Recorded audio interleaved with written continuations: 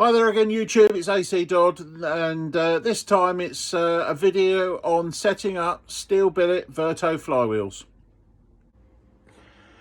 I've got the opportunity with a bunch of steel billet Verto flywheels in for two customers actually. One of these is for Thomas Classic and Modern over in Wales, and the other two are actually going all the way to Taiwan to a company called Mini Ho, so they can have them on the shelf or whatever they're going to do with them. Anyway, it's just an opportunity to make a video and show you what I do. These are all three the same, so we've got all the same clutches. These all use the CK9378 clutch kit with 190mm centre plate.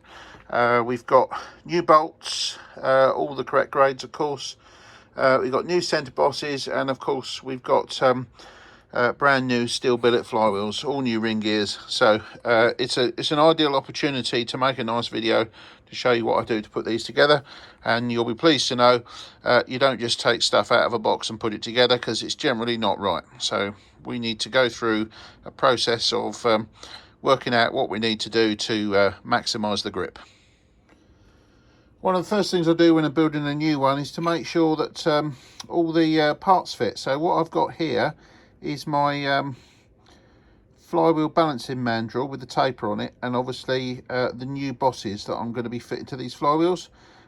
So I'll just do a gauge fit and make sure that that actually goes in and fits properly, which means that the taper's been machined correctly.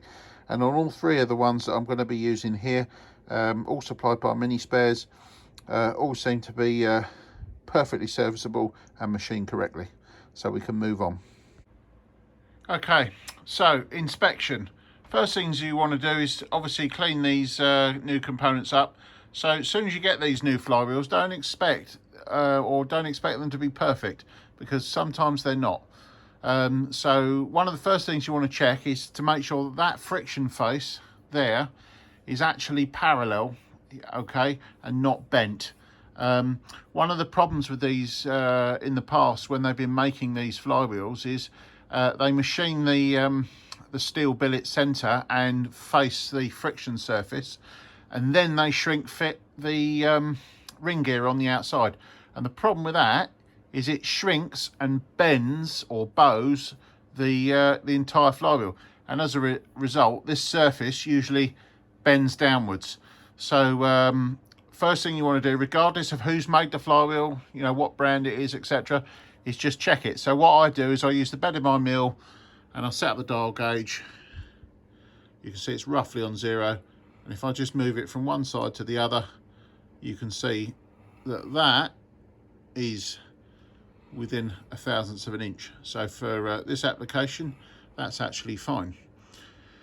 I've checked the other three and they're all the same, so that's actually very good. So that's been taken into account, you know, from Mini Spares, which is excellent. Okay, next what we want to do is verify the horn heights to see how they are. Now that's the distance. So you see you've got my depth mark there between the top of there and the surface, the friction plate surface. So I've been around and checked them, and I've checked them on all three flywheels, and we've got a consistent 5 to 6 thou variance in the horns. So for example, what I've got there, you see the ones with the X's on, one there and one there. One of these is about 6 thousandths, or just about 6 thousandths of an inch higher than the other. So I've had a measure, and I've measured across here, and this thickness all the way round is consistent. So to me that means that that face has been machined square with the back face, which is absolutely as it should be. It's just this face has not been machined square with this face. So what I think's happened there is where this has been made, and then they've very correctly put it back in the machine after the ring gear's fitted, and then remachined this face.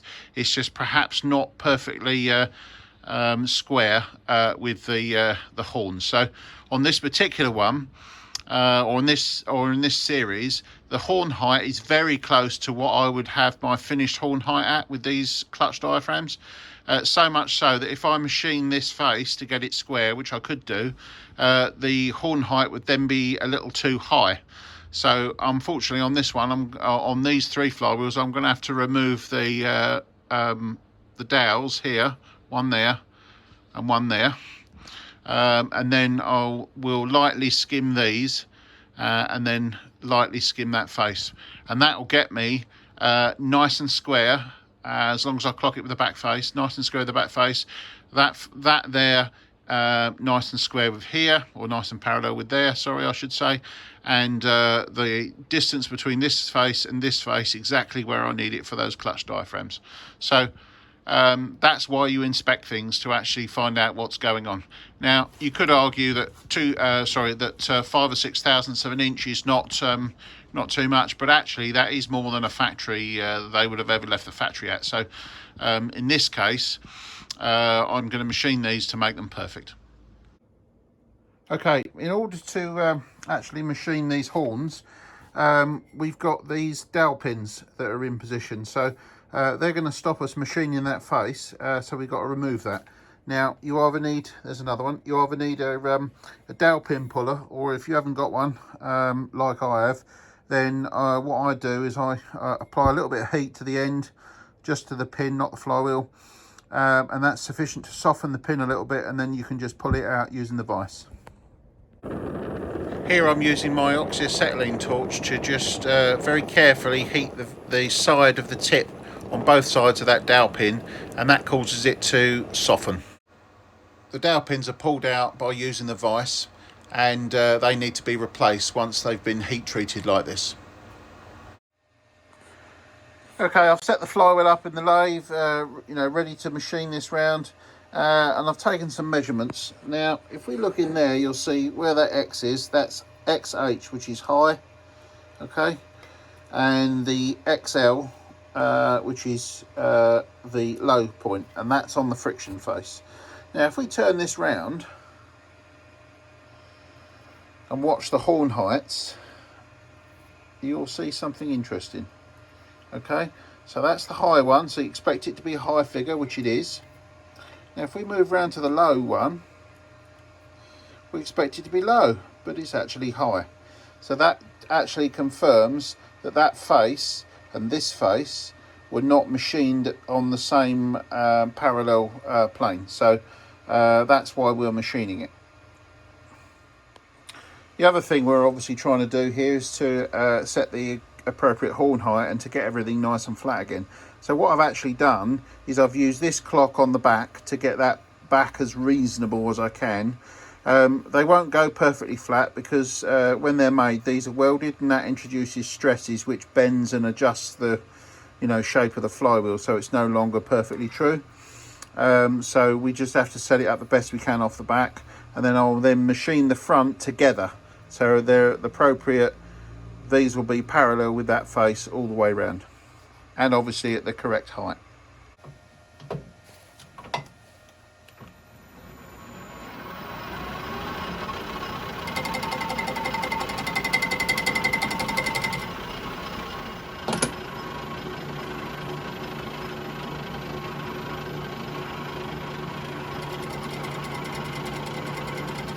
Just take a light cut first to clean up the face.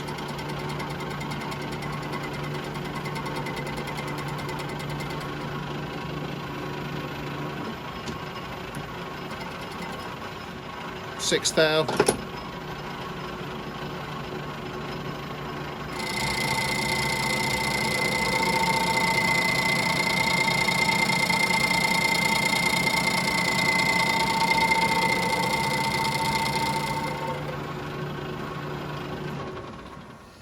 See how we look?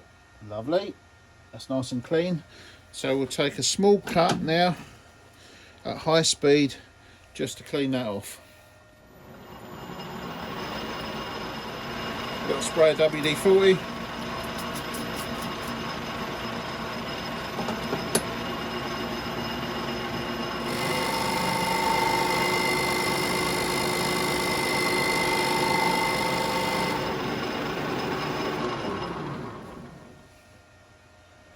Perfect. Excellent.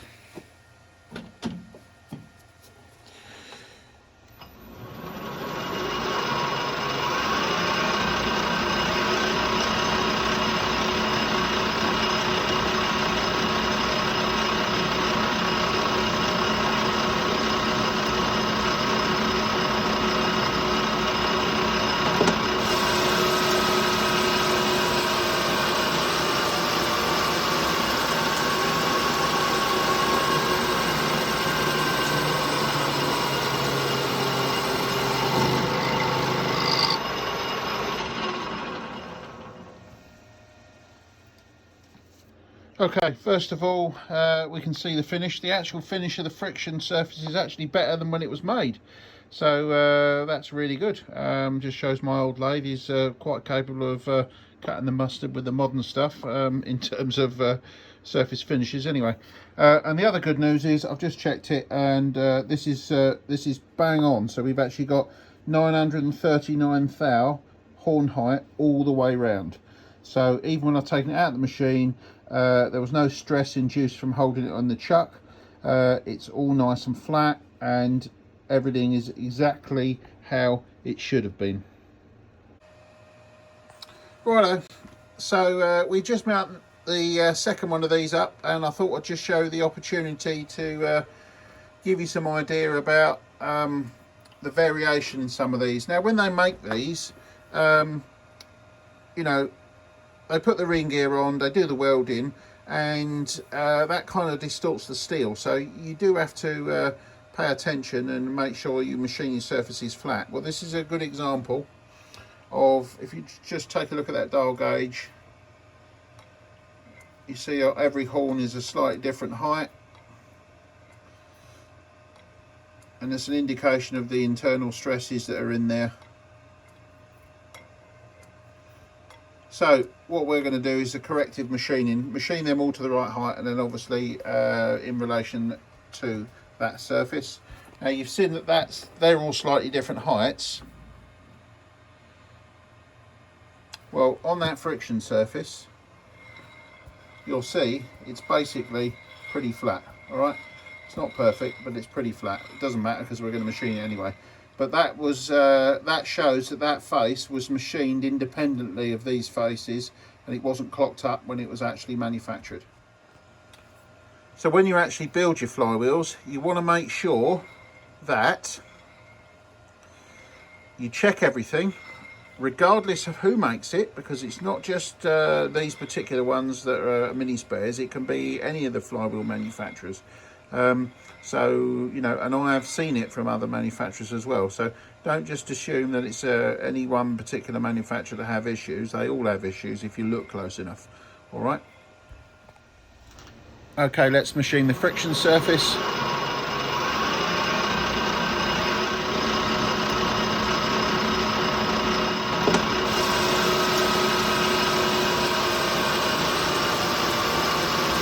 I'm using a constant surface speed here, done by hand by slowing it down as the tool moves out across the face. Got the spray WD-40. And now we're on to machining the horn heights.